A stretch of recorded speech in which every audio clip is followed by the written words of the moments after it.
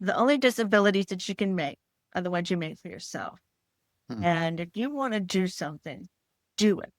Don't say, oh, my RPs, oh, my eyes, oh, my ears, I can't hear. What am I going to do if I can't hear this? There's 1,000 excuses. So take those 1,000 excuses, and which is basically fear, and throw it out and just give it one shot. One shot.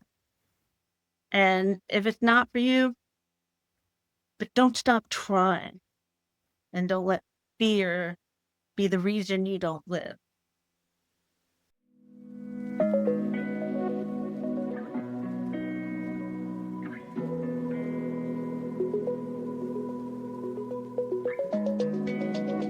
You're listening to Inside Out, a podcast about living well with low vision. Maybe you're feeling confused, scared, isolated, or disheartened about a recent vision loss diagnosis. Or maybe you've been managing your vision loss for a while, and now you want to hear from others about how to continue growing and thriving. Inside Out is your supportive space to find healthy and impactful tools to build and maintain a truly rich and gratifying life with low or no vision. I'm Matthew Reeves. I'm a legally blind psychotherapist and rehabilitation counselor. I specialize in helping people adjust to disability through my practice, Integral Mental Health Services in Atlanta, Georgia. I'm really glad you're listening. Please subscribe so you don't miss an episode, and let others in the low vision community know about the podcast so the word can spread to those who might find it helpful. And now, on with today's discussion. In today's powerful conversation, we welcome Meredith Tyree, a remarkable advocate and athlete who was born with hearing loss and later diagnosed with retinitis pigmentosa and Usher Syndrome. She shares her deeply personal journey of diagnosis, learning to let go of fear and finding true liberation through adaptive sports. Meredith's story is a testament to the transformative power of connection and the unwavering belief that the only disabilities we have are the ones we make for ourselves. Join us as we explore how to step out of your comfort zone and into a truly rich life. Well, welcome to Inside Out, Meredith. Thank you for being with us today.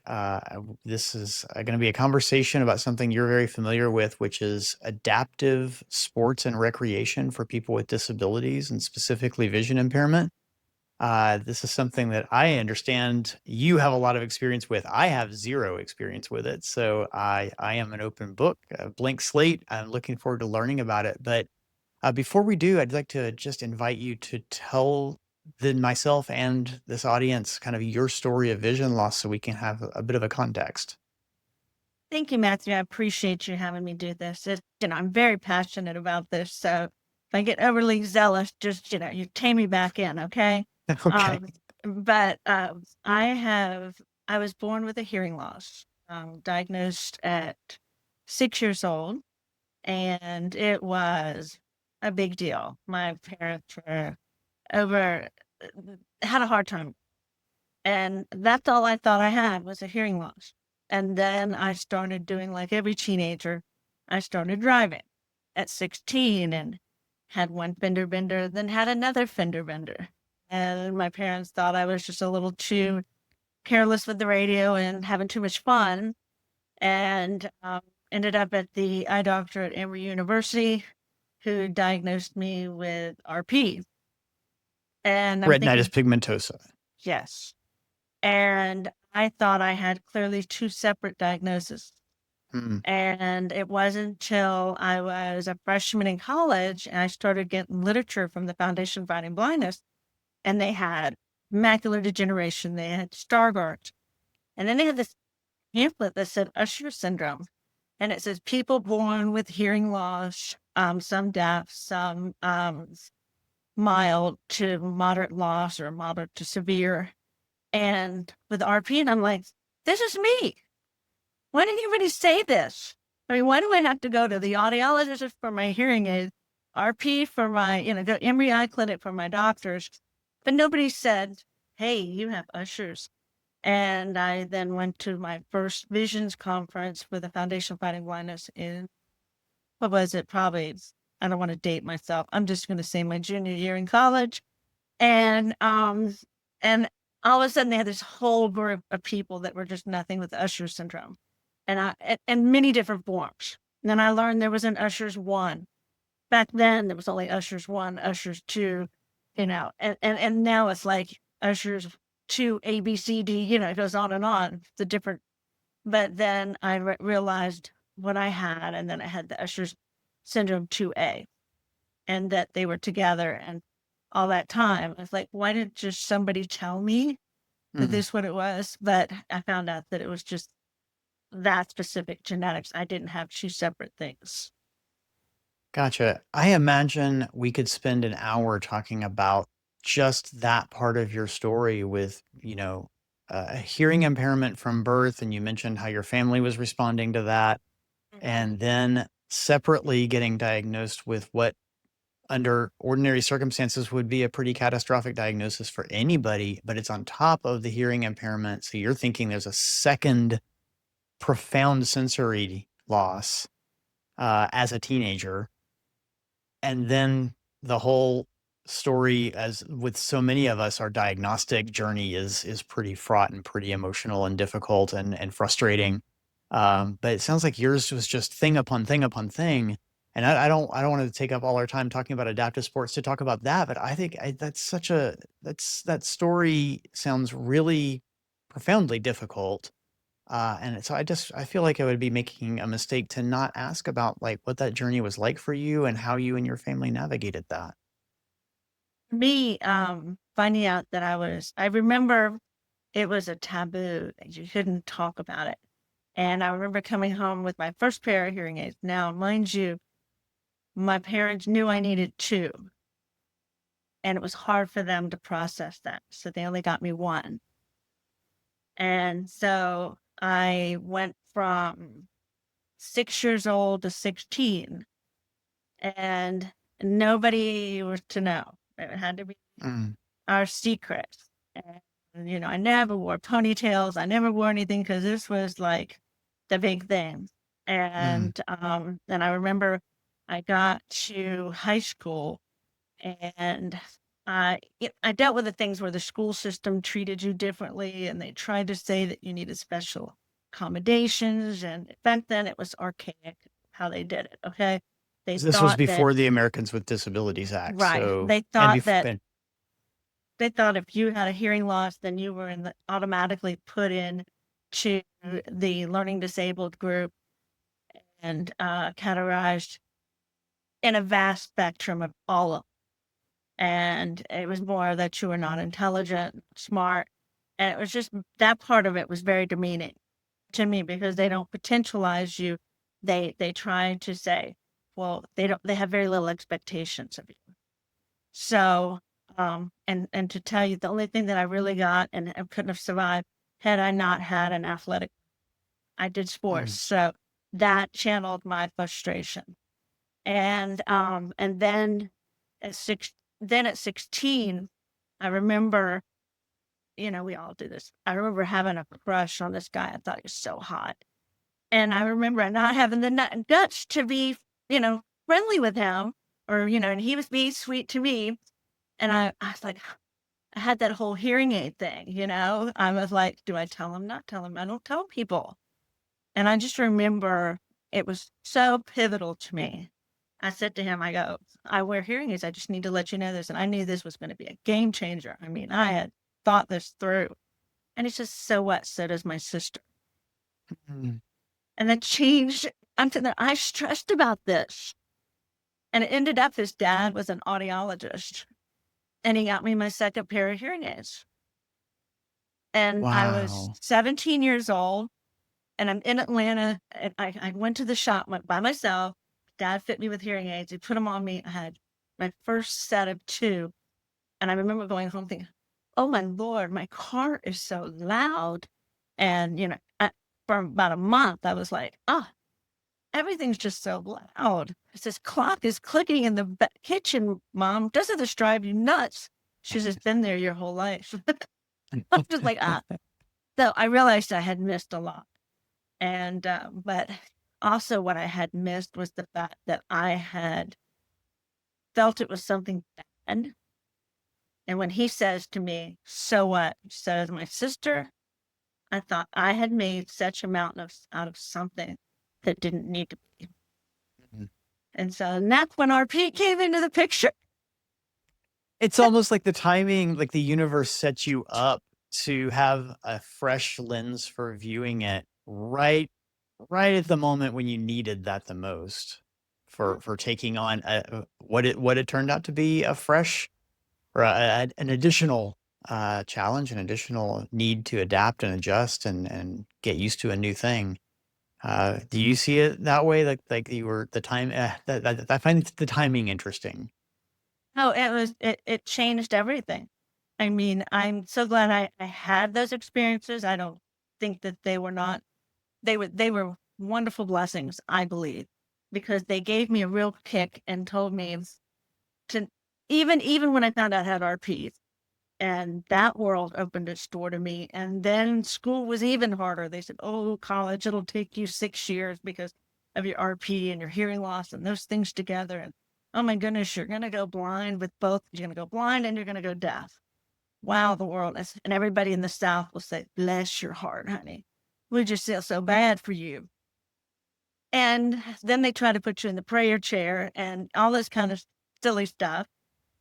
But I was fortunate enough to meet people like the first boyfriend, and later on I met a man named Gordon Gunn, who, if I hadn't had him to show me that blind people can do whatever they want to do, and they can be the entrepreneurs, they can travel the world, they can ski, they can sculpt, they can do anything. And he opened that world of people to me that made change my whole perspective. So these are gifts that changed the direction for me. So it was your interaction with people who had different experiences. One person who it sounds like was more of a mentor, um, who had some lived experience, but then also this boyfriend who just grew up in a different context with a different set of family members who had different experiences, and that informed a different lens through which to view a hearing impairment. And he shared that with you, and it was so through both of these people, it made a profound difference for you and how you view yourself. Yes. Oh, it changed everything. It changed Mhm. everything. And nowadays I work with a group of people, and I always say there's some people I wish they had had the exposure that I had of the people. And then I'm thankful for I'm not trying to promote this 100%, but I'm that's the best benefit I've had from being involved with the Foundation Fighting Blindness was the people that I met heavily influenced me on how I thought I could live a better life. So all these things came along with a purpose. If I had lived by how my family had wanted me to, I would not have lived. So Can you tell me more? Because I know you're very, very connected to the foundation, and some other organizations, and you do some advocacy work in that area. Before we get into the adaptive sports topic for the remainder of the conversation, can you tell me about the work you're doing with the foundation and other organizations? um, remember I told you I got the pamphlet that said Usher Syndrome, and I went to Mhm. my father and I said in college, I want to go to this conference. They have this conference. I want to go. And you could just see this, you know, so we're having to face this reality, this diagnosis, the whole thing. And we ended up in Orlando. And I was just like so excited. First time I never met people with the same thing I had. And the first day they had this meeting, and it's this big conference room in this beautiful hotel on Disneyland. And I run into the conference and I'm groomed because I have a hearing loss to be on the front row because I don't want to miss Mhm. anything because I like Right. to lip read. And all of a sudden, I looked over and the place is packed. And I'm looking over there. There's a seat on the front row. Whew, I have made it. And I went to these people and I said, "Can I sit right here? Is it okay if I sit right here?" And then they said, "Sure, sit down." And I'm sit down and I'm kind of trying to get my bearings because, we have that night blindness thing going, and you're looking for reflection of light, seeing if anybody's sitting to my right. And I go, wow, how did I look up? There's nobody to the right of me. There's just these two people right here. And so then the conference starts and I'm so excited. And the light comes up and it says, and our guest and CEO, president of the Foundation Fighting Blindness, Gordon Gunn, was sitting next to me. I was sitting on his seat. I had made that mistake. And I said to him after he did his speech and all this stuff, I said, I am so sorry. I just so sorry. I did not know that this was reserved for you. And he goes, no, it wasn't. He said, and then he invited us to lunch. And the rest was history. So you dropped his name a little while ago, but you left out who Gordon Gunn is and was at that point in time for you. He started the Foundation Fighting Blindness. He started the had foundation. I not had that moment of trying to be on the front row, and we still talk once a month, once every 3 months, and he's still, to me, I've always thanked him for being the mentor that I needed, because I was trying to figure out my career. My college was telling me, you're not going to be able to do much. They were not giving me encouragement. Right. But then I was seeing what he was doing. Then he introduced me to a lot of other people in this group who never let no be an answer. And that was, I guess, the theme they always taught me is the only disability you make is the one you make for yourself. And if you want something, you just have to figure out another way to do it. And that's what I've seen in their life.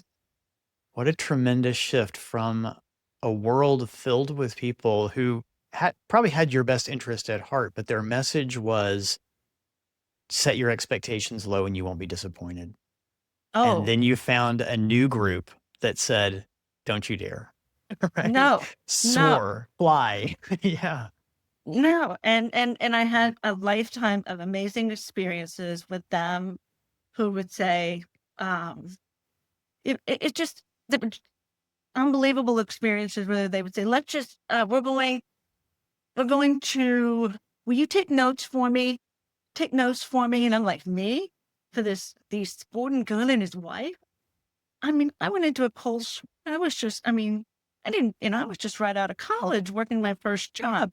So I did, and I got these little notes, and I was so excited to give them a dinner, hoping they would suffice to this, great people here.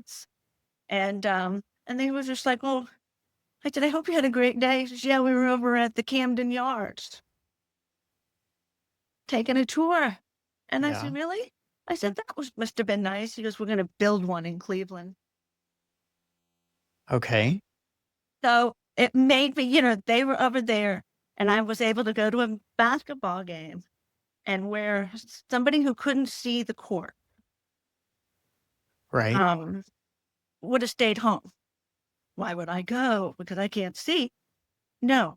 In every game, he was sitting in every game. Yes, he's sitting in his box, but in every game, he has earbuds in. He knows every play, every minute of everything that's going on in the game. So you don't have to say, because I can't be there in sight. He was physically there in every moment of that game. He wasn't there in sight, but he was there in every other way. Yes. And he modeled that for you, and you learned that was a possibility for yourself. Yes. That's amazing. No, that was the best thing ever. That taught me, his example taught me more than any words. Wow. And that, it sounds like, led to a very long relationship with the foundation. Yes, it did. And for that, I'm thankful. It helped my parents channel into having a hard time struggling with this, that they were able to channel and do their own, like my dad started a golf tournament, and it just celebrated its 37th year. This is I assume a fundraising golf tournament. Yes. So, but it was a lot, I'm just saying it was a long, but when I look at it, that was their coping way. Mm-hmm. So I'm thankful for, and that was the way he could say, in his own words and with his heart, I support you. So it You went know, from a family that wasn't sure how to support, and they learned too. They we couldn't adapted, find they we couldn't adjusted. find a cure, but Right. I can do this. Yeah. And that's the whole mission of the foundation, is to work towards something. Yeah. And so as long as we don't have cures, that's the reason for its existence. But Yeah. and I also know that if a cure, I always knew that if a cure wasn't in sight, and for me, but I would gear for the next generation. So Right. I see people gonna get really upset. They don't have anything for me. They don't have, but actuality, if you sit back and you say, um, I remember when I was diagnosed and they said, just go home and learn Braille. I'm so Mm. thankful that young children today, diagnosed at 10, 12, 13, they have promise, a lot more research going on. They've identified the genes. They didn't know what the genes were then. I said, in the spectrum, there's been a lot accomplished. Right. And the message to young people who receive a diagnosis now, there is more promise for a cure, but there's also, I think, broadly greater messages that even if there is no cure, that does not mean your life is a waste. It doesn't mean you sit on your couch for the rest of your life. And that seems to be largely the message that you have for the people that turn to you for advice. It's about living life and kind of sucking the marrow out of life and enjoying it to its fullest. That seems like what the kind of energy you've put into your time. Then it's like where I work right. I've been shifted jobs, and I'm now around a lot more visually impaired people than I've ever been in my life. Um, and I've seen people that are younger than me, and they don't, they have been prisoners to what I exposed a little bit. Okay. They've been told that they can't. And some of them, I always say, have drank the Kool-Aid.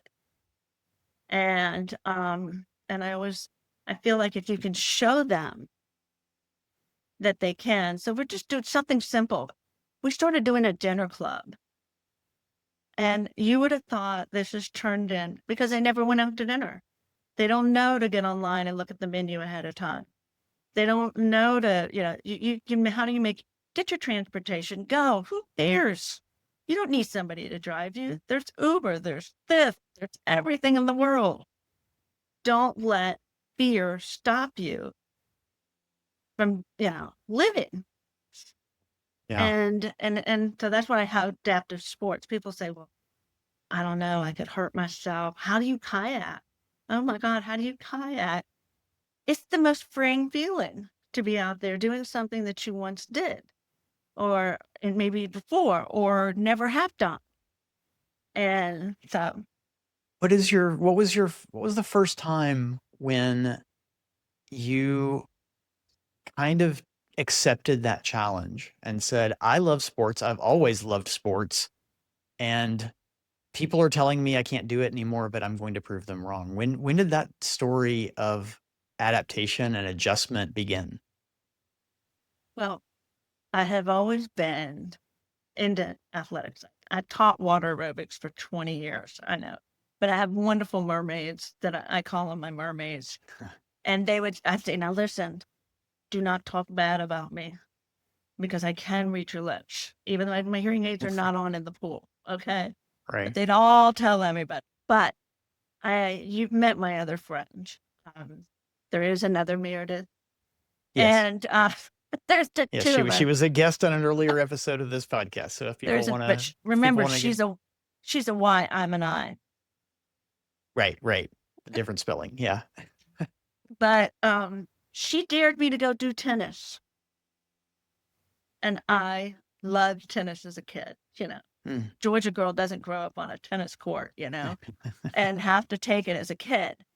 And so I went out there with I'm embarrassed to tell you, they thought it was hilarious. My 1984 Prince Pro tennis racket that about 3 years ago. People like, oh, we can't believe somebody still has that. And I go, this was my day.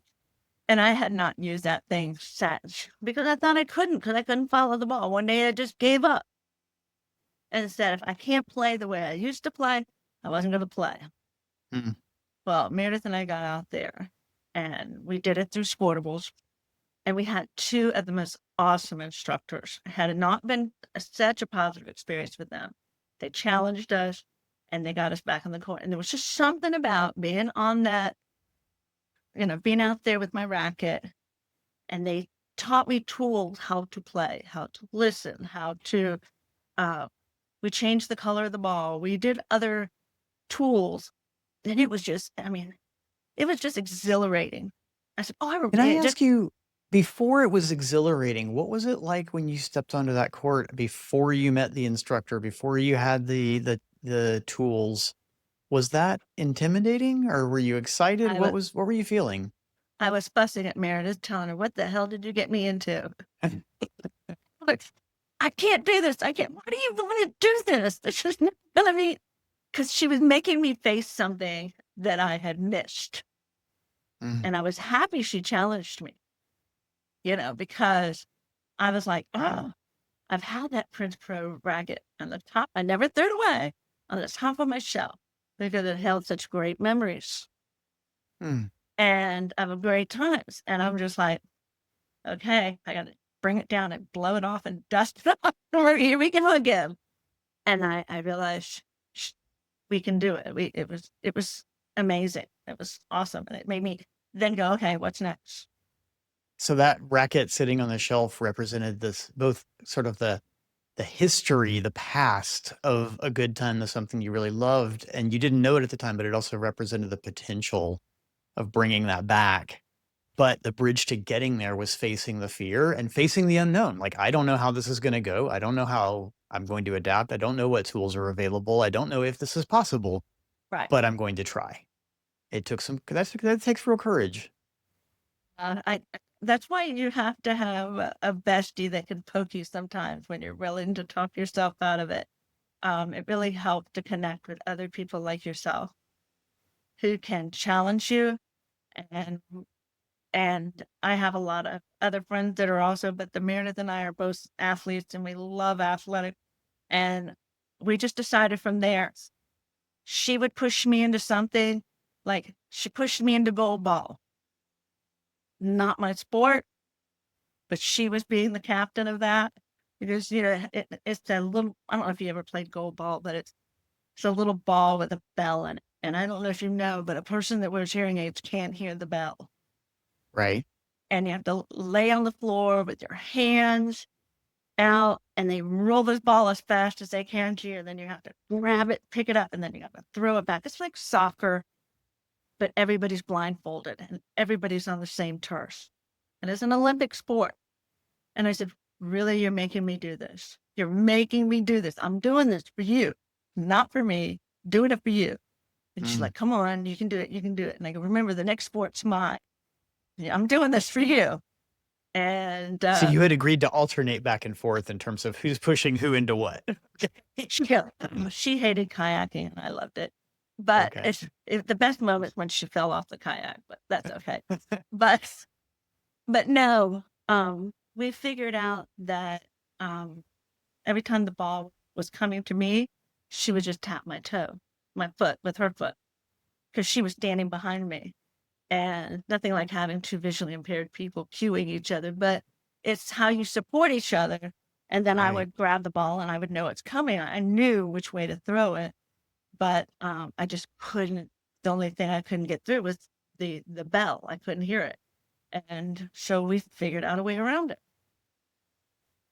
The whole sport is a sport of figuring out a way around the problem of athletics for the visually impaired. And then you come in and say, well, all right, well, let's take it to the next level. Let's figure out how to do it if you're both visually and audibly impaired. And you found a way. They just figured out you don't want to say no, because then you miss out on the experience, because you don't know if you're not going to like it if you don't try. What else? What I'm curious. I imagine there are a lot of people listening to this that that at a practical level, they're like, okay, yeah, right, you've told me about the tennis, and I still don't know how you find a ball in the air flying really quickly with a racket, but she found a way. And then you've got Goalball with you can't hear the bell, and other people can hear the bell, and everybody's blindfolded. Like, all right, what? I imagine a lot of people are like, what are the practical solutions? How do you keep yourself safe skiing as a blind person? Like, there are some real practical questions that I think a lot of people wonder about before you even get to the emotional side of things or the joy of it. What can you tell us about those practicalities?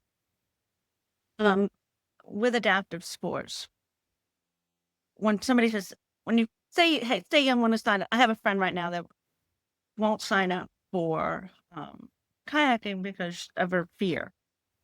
So what I'm trying to say is adaptive sports, don't underestimate them. I tell them, don't underestimate them. They have seen it, done it, been there. You're just they'll figure it out for you. You just need to show up. So when I go there, um, they have. I just finished doing advanced cycling, and they had tandem cycles, bicycles. All I had to do was show up, had a helmet, a vest, and I had some of the most incredible volunteers who were very advanced cyclists, far more than me. I'm just a beach bicycle kind of girl that likes to look at the waves and smell the roses, and this flower, all that stuff. But these were some intense cyclists, and they taught me more than I ever knew. And it was I'm thankful that I took the challenge because I feared doing this because I feared falling off the bike. Right. And yes, and honestly, we did fall off the bike once. But I fell off the bike with an orthopedic surgeon. Really? Who could fall off a bike with any better person? And I didn't injure myself. Good. No need for roadside surgery. And he was like, oh my God, I'm so sorry. And like, I have an orthopedic surgeon with me, I couldn't be any better. But he just happened to be an amazing cyclist in our community who has cycled across the United States. I Wow. mean, who would have this in Metropolis, Midlothian, Virginia? But I'm thankful that he educated me. And then I think in turn I educated him Mm. because he would say, now how can I do this differently? Or how can I, and I go, just tell me. And he go, you're really strong at cycling. I go, and it didn't say I was weak. Just tell it. But you can challenge me. He goes, and he'd say, are you ready to give up or can you go anymore? And I'm like, you just said the magic words because I'm not going to tell you that. he was he was like, I know how to make her say yes, especially by framing it as giving up. You're not going to say that to me. Oh, Right. sorry. Is this too much for you? No. So I'm hearing you say that the way to look at the practical challenges and the fears that come with it, the fears of getting hurt, like a very real, understandable fear of getting hurt. The way to frame that is that there are people who have been on this journey before. They know more than you do, and that's okay. They're there to help. All you have to do is show up and learn. Just have an open mind and be willing to learn. And they're good, kind people who just want to be helpful. Amazing. Yeah, and they will teach you what there is to know, and you can go from there. I don't know how Sportables does it. I'm so thankful for the incredible volunteers, um, even from swimming to I've done most all of the sports. Greg at the kayaking, he was so patient with me. Decided to take the whitewater kayaking, and he'd say, "Meredith, paddle into the rapids." I'm thinking, I can't hear you. And you I just can't go, have your hearing aids in because of the water. and you have to do those by yourself, you know. Mm. Or then they teach you how to roll over with a kayak in case you get dumped over how to get out. Now remember, I'm not wearing my hearing aids on this one, so you better tell me my directions now.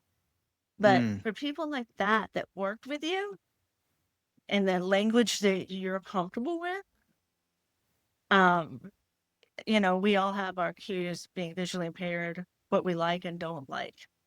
And Right. setting those boundaries up and setting up the way we like to be uh, communicate, but visual and hearing, um, and having that connection, and it gives you a sense of ease and comfort to do the sport as well.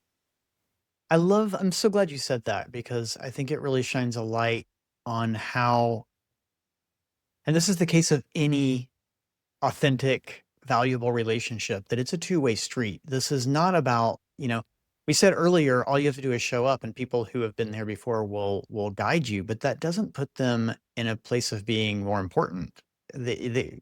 What you need and what you want and what you're comfortable with still very much matters. And so you're not giving up anything in that relationship. So it really takes a lot of courage to connect in that way. It seems like a very genuine, real two-way street kind of connection. And you even talked about how that in addition to them giving you something, this orthopedic surgeon, you were also giving him something. You were also saying, let me teach you a little bit about how to work with a person who's differently abled.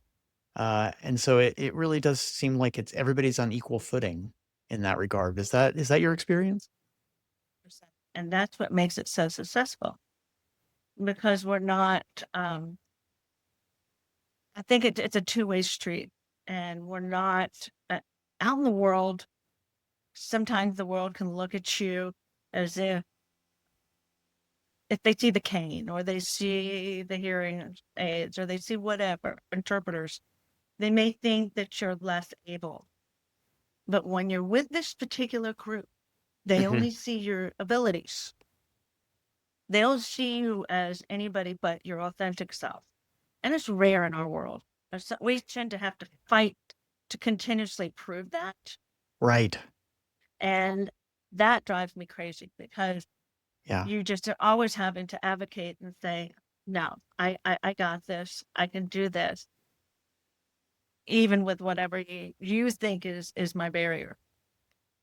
I think you're touching on something that's so important and is such a common part of the story of adapting to disability. And that is that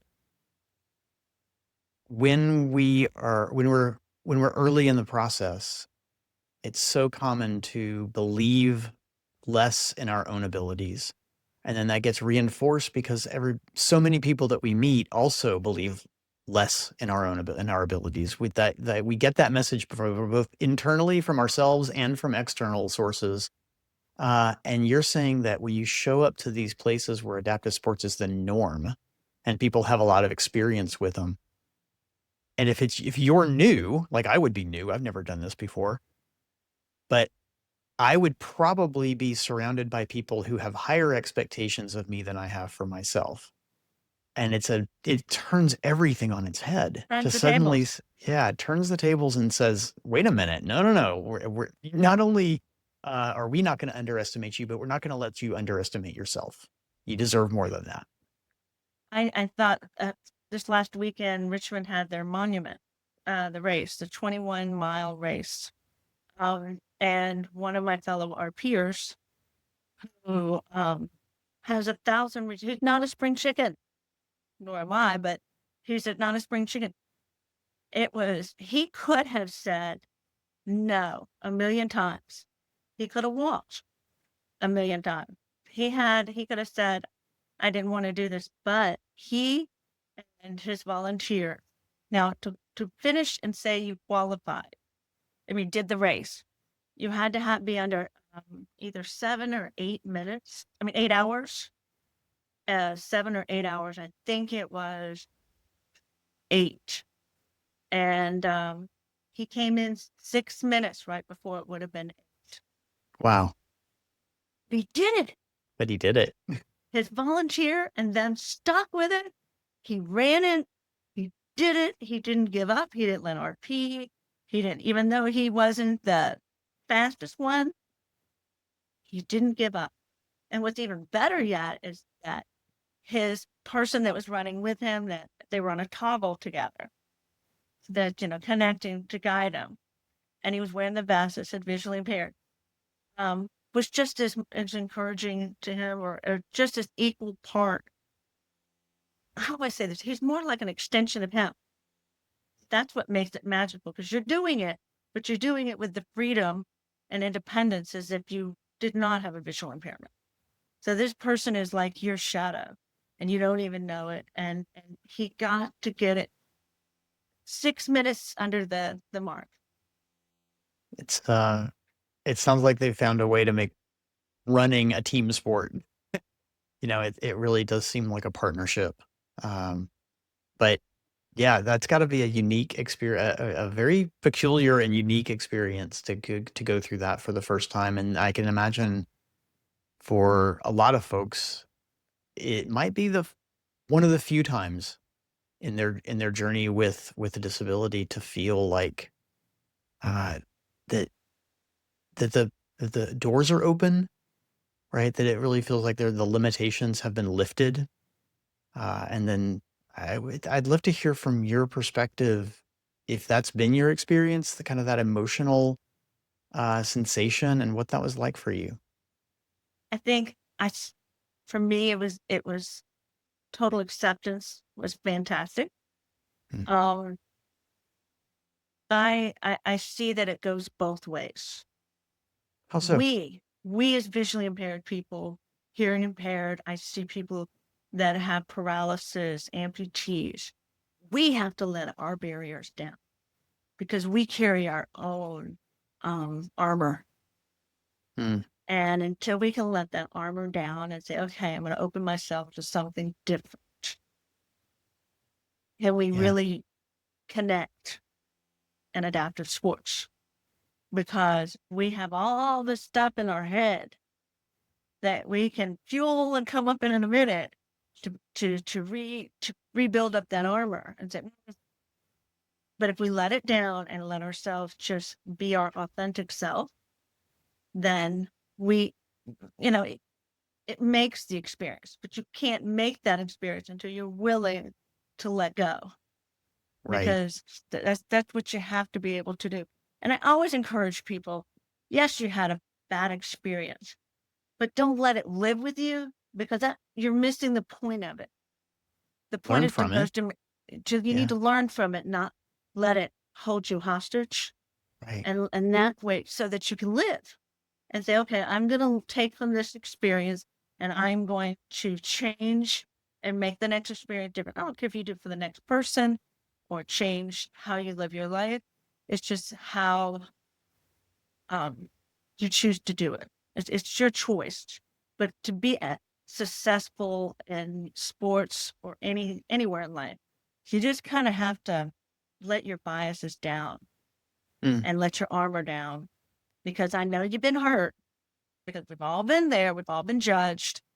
We're having to fight who we are. We don't get that job because they didn't think we were capable, but we were more than capable because we tried really hard to show them we were. But you have to keep going. You just have to realize that wasn't your door. Yeah. When you say that, I think that's an important point, that when you talk about armor, I mean, armor exists to protect us from threats, right? And I'm not hearing you say, hey, the world has no threats. Like, the world does have threats. There are biases, there are injustices, there are physical dangers, there are people who think, things that are tragic, and that can have the potential to hurt us.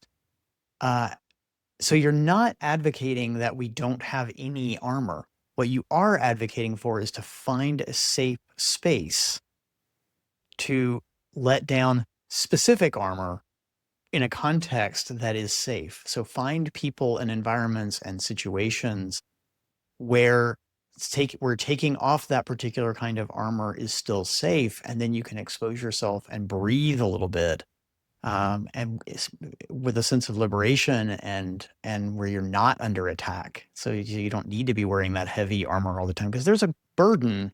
Armor is heavy. Armor takes a lot of energy to be wearing all the time. And I kind of am starting to frame this, as I hear you talk, as the joy you feel and the freedom you feel is the ability to not have to wear that armor in that way at that moment. Is that right? You don't, it brings back, when you're young, you have that freedom, that feeling. You don't have all of the, the, the stuff that made the armor in Right. your need. So we come with a lot of stuff we accumulate and thoughts that we begin to believe about ourselves that we don't need to, but they're thoughts that we've told ourselves that we Yeah. can't. And when we do that, then we say, hell, I wouldn't have gone on the tennis court if I had done that. Had Right. I would not have would not have done a train ride by myself. Yeah. It's things that we let those things stop us, and we can feel it because you'll think, oh, but then once you do it and you try it, like sports or it can translate into other parts of your life. Right. And Right. so it's all like a little, I call it a little domino effect. It Right. all kind of gives you that confidence once you can accomplish these things to the next chapter. Yeah. Yeah. Well, for those people who may want to uh, heed your advice and pursue adaptive sports, what would you tell them? How do they go about it? What do they need to know? So in your own community, well, it depends on where you live. And in your own community, you're going to have to start doing some research. I first would reach out to an organization called Move United, and they can tell you in each state where is your adaptive sports program. Oh, that's great. My friend Meredith, she goes to Brooks Rehab, and they have an amazing program in Jacksonville, Florida. For me, I'm lucky I have Sportables. They're fantastic. I'm in Richmond, Virginia. Um, and don't let other thing people will say, oh, it's expensive to get to and from there, transportation. A lot of these places have grants that will cover your travel to the events and traveling. Meredith, they have a van. Don't there you can, like I said, you can come up with 1,000 excuses, but open that door and explore.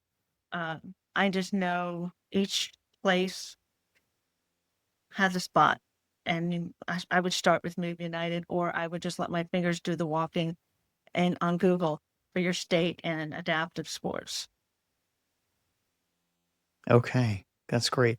And so that's the practical side of things. And I think you've already spoken a degree to what you would say to somebody who is kind of on the fence about trying this. But I kind of want to frame that as a specific question. What if somebody is thinking about it and it's intimidating in some way? What's your message?